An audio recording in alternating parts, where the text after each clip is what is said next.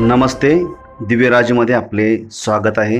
पाहूया आजची ठळक घडामोडी. भारताच्या पंतप्रधानपदी नरेंद्र मोदी यांची तिसऱ्यांदा निवड झाल्याबद्दल मेंढेगिरी तालुका जत येथे पेढे भरवून फटाके फोडून आनंद उत्सव साजरा करण्यात आला. पाहूया प्रतिक्रिया.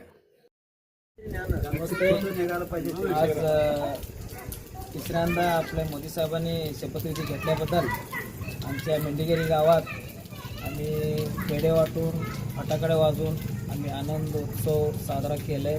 आणि तम्मनगौड रवी पाटील साहेबांच्या नेतृत्वाखाली भारतीय जनता पार्टीचं आमच्या गावच्या वतीनं मोदी साहेबांचं अनेकदा पुन्हा निवड झाल्याबद्दल ಧನ್ಯವಾದ. ಇವತ್ತು ನಮ್ಮ ಭಾರತೀಯ ಜನತಾ ಪಾರ್ಟಿಯ ನಾಯಕರಾಗಿ ಹಾಗೂ ಪ್ರಧಾನಮಂತ್ರಿಯಾಗಿ ಮೂರನೆಯ ಸಲ ಇವತ್ತು ನರೇಂದ್ರ ಮೋದಿಯವರು ಶಪಥವನ್ನು ತಗೊಂಡಿದ್ದಾರೆ. ಇದರ ಸಲುವಾಗಿ ನಮ್ಮ ಊರಿನಲ್ಲಿ ಸಂಭ್ರಮಾಚರಣೆ ಮುಗಿಲು ಮುಟ್ಟಿದೆ ಅಂತ ಹೇಳ್ಬೋದು.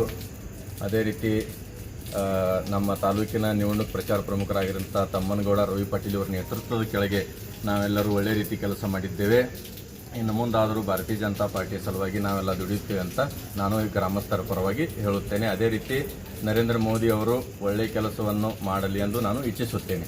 ಪಕ್ಷದ ಸನ್ಮಾನ್ಯ ನರೇಂದ್ರ ಮೋದಿಯವರು ಮೂರನೇ ಸಲ ನಮ್ಮ ದೇಶದ ಭಾರತೀಯ ಜನತಾ ಪಕ್ಷದ ವತಿಯಿಂದ ಮೂರನೇ ಸಲ ಪ್ರಧಾನಮಂತ್ರಿಯಾಗಿ ಆಯ್ಕೆಯಾಗಿದ್ದಕ್ಕೆ ನಾವು ತಮ್ಮನಗೌಡ ರವಿ ಪಾಟೀಲ್ ಇವರ ಭಾರತೀಯ ಜನತಾ ಪಕ್ಷದ ಕಾರ್ಯಕರ್ತರಾಗಿ ಮೆಂಡಿಗೇರಿ ಗ್ರಾಮದಲ್ಲಿ ದುಡಿದು ಅವರ ಸಪೋರ್ಟದ ಕೆಳಗೆ ನಾವು ಕೆಲಸವನ್ನು ಮಾಡಿ ನರೇಂದ್ರ ಮೋದಿಯವರ ಮೂರನೇ ಸಲ ಪಂತಪ್ರಧಾನ ಆಯ್ಕೆಗೆ ನಮ್ಮ ಗ್ರಾಮದ ವತಿಯಿಂದ ಹಾಗೂ ಯುವಕರ ವತಿಯಿಂದ ಹಿರಿಯರ ವತಿಯಿಂದ ಪಟಾಕಿ ಹಾಗೂ ಪೇಡೆ ಹಂಚಿ ಒಂದು ಉತ್ಸವ ಸಾಧನೆ ಮಾಡಲಾಗಿದೆ.